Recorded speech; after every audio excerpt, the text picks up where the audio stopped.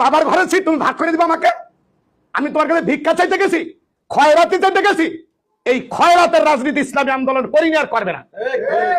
ভিক্ষার রাজনীতি ইসলামী আন্দোলন করে না আর করবে না।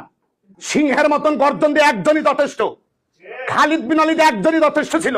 এই সমঝোতা, এই আটদলীয় সমঝোতা টিকিয়ে রাখার জন্য পীর শেখ চরমনা এমন কোন চেষ্টা নাই পীর শেখ চরমনা করে নাই।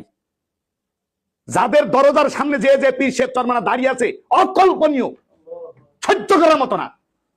নাইব রাসূল প্রয়োজন নাই। আমরা দেশের ক্ষমতার জন্য আমরা ইসলামী আন্দোলন করি না, এমপির জন্য করি না, মন্ত্রীর জন্য করি না, প্রধানমন্ত্রী পীর শেখ চরমনাকে বানাইতে এই জন্য আমরা আন্দোলন করি না। আমরা আন্দোলন করি চরমনা পীর শেখকে দেখার দরকার নাই, কিন্তু ওই কি কয় ঢাকা বাইতুল মোকাররমের খতিব সাহেব প্রধানমন্ত্রী হোক, ইসলাম কায়েম হোক, এর জন্য আমরা আন্দোলন করি। এটাকে বোঝা লাগবে।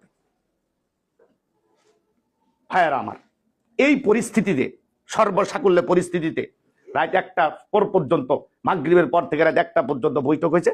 বৈঠকে সুরা বৈঠকের ভিতরে আমরা সিদ্ধান্ত দিয়ে আসছি। আমরা জানি অধিকাংশ, 2-1 যারা পরে আসছিল শুধু তারাই করছে, অধিকাংশ সিদ্ধান্ত হলো যে না, আমরা এই অবস্থায় আর সমঝোতা একদিনের জোট, একদিন জামাত জোট করে ফেলাইছে, আমরা জোটে যাইতে রাজি নয়। কারোর অধীনস্থ আমরা ইসলামকে ছোট করে কারোর অধীনস্থ